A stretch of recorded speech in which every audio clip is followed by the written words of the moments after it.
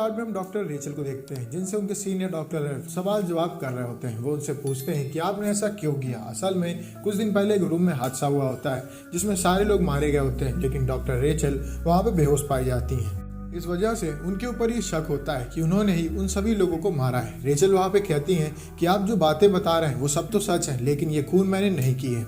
अब इसके बाद रैल्फ उनसे पूछते हैं उनके भाई के बारे में, जो कि काफ़ी दिन से मिसिंग होते हैं। रेचल उससे कहती है कि मैंने अपने भाई के साथ भी कुछ नहीं किया है, मेरा और उसका रिश्ता बहुत अच्छा है। अब इसके बाद हम देखते हैं फ्लैशबैक में फ्रैंक लिन को।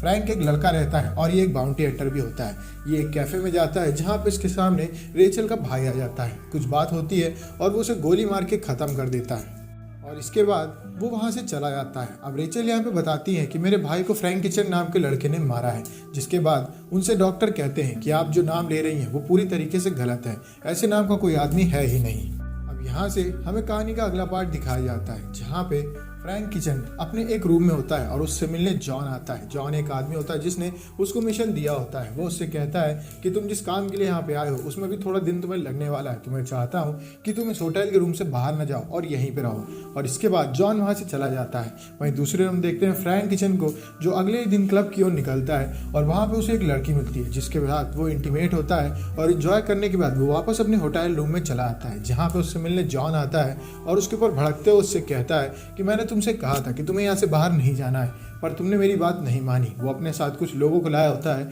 और वो लोग फ्रैंक के ऊपर गन तान देते हैं। काफ़ी देर वहाँ पे लड़ाई होती है जिसमें फ्रैंक बेहोश हो जाता है। अब हम देखते हैं फ्रैंक को एक ऑपरेशन थिएटर में, जहाँ पे उसका इलाज किया जा रहा होता है। हमें उसकी फ़ोटो दिखाई जाती है ऑपरेशन से पहले, और ऑपरेशन के बाद वो एक लड़की बन गया होता है।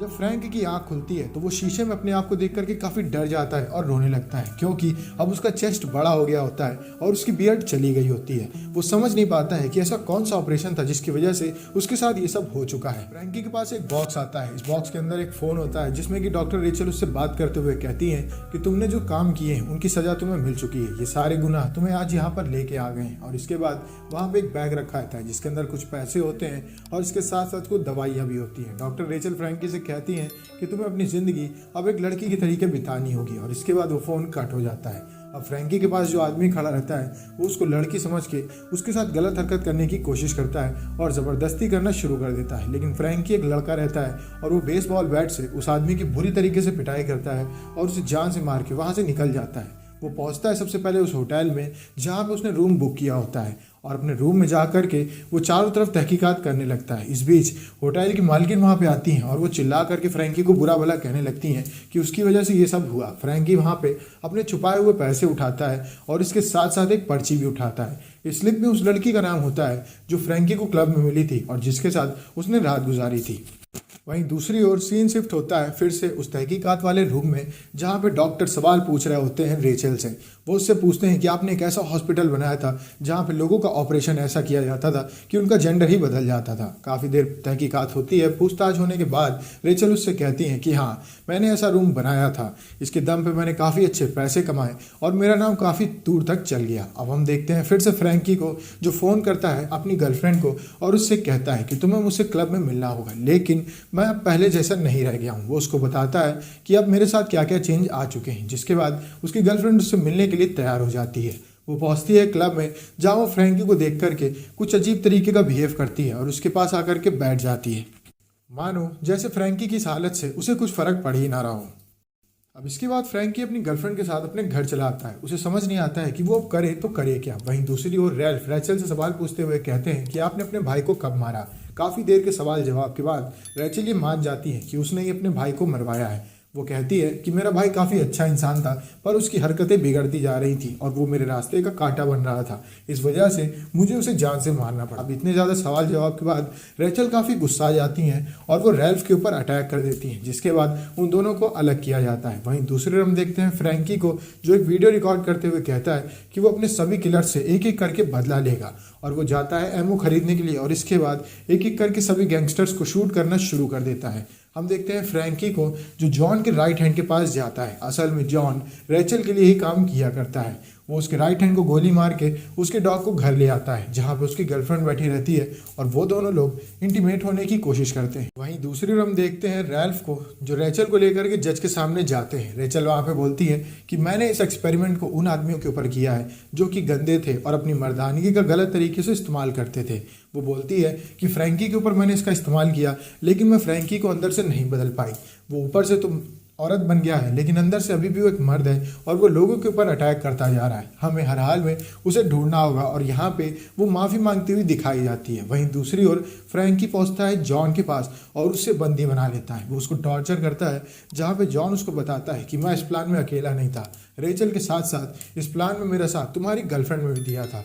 अब ये बात सुनते ही फ्रैंकी के पैरों तले जमीन सरक जाती है। जिस गर्लफ्रेंड को वो अपना मानता था वो फ्रैंकी के साथ ना होकर के उसके दुश्मनों की साथी थी। वो गुस्सा करके उसको गोली मार देता है और वहीं पे जॉन की मौत हो जाती है। और इसके बाद वो अपनी गर्लफ्रेंड के पास आता है। उसकी गर्लफ्रेंड ये जान जाती है कि फ्रैंकी को उसका राज पता चल चुका है।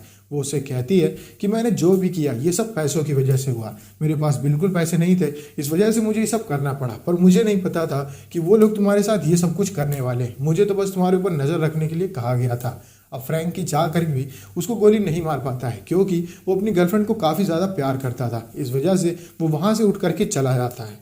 फ्रैंकी वहाँ से निकल जाता है और अपने डॉग को एक दूसरे आदमी को दे करके जाता है एक रूम में, जहाँ पे काफ़ी अच्छा खासा मेकअप करने के बाद वो रेचल के अड्डे की ओर निकल जाता है। अब रेचल के यहाँ पहला ही आदमी फ्रैंकी को देख करके जान जाता है कि यही वो आदमी है जिसको हम लोगों ने लड़की बनाया था, और वो लोग उसे गिरफ्तार कर लेते हैं। अब फ्रैंकी बंधा रहता है, जहाँ पे उसके सामने रेचल आती है।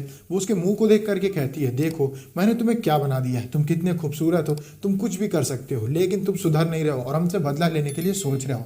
अब फ्रैंकी मौका देख करके अपने हाथ खोल लेता है और वो रेचल के आदमी से लड़ाई करना शुरू कर देता है। एक एक करके वो सबको गोली मार देता है और लास्ट में वो रेचल के आगे आकर के खड़ा हो जाता है। रेचल फ्रैंकी से कहती है कि मैं जानती हूँ तुम्हारी सारी गोलियां खत्म हो चुकी हैं, लेकिन फ्रैंकी ने हील में एक गोली छुपाई होती है और उस गोली को वो निकाल करके अपने गन में लोड कर लेता है और सीधा रेचल के चेस्ट में मारता है, जिसके बाद रेचल वहाँ पे गिर के बेहोश हो जाती है। और हमें दिखाया जाता है मूवी के स्टार्ट का वो सीन, जहाँ पे एक रूम में रेचल पाई गई थी और उसके साथ 3 लाशें थी। इन 3 लोगों को किसी और ने नहीं, फ्रैंकी ने मारा था और रेचल वहाँ पे बेहोश हो गई थी। इसके बाद हम रेचल को देखते हैं अभी के समय पे, जहाँ उसको सज़ा मिल गई होती है और फ्रैंकी वहाँ से कहीं दूर निकल गया होता है अपनी बाकी की ज़िंदगी एक लड़की की तरह जीने के लिए।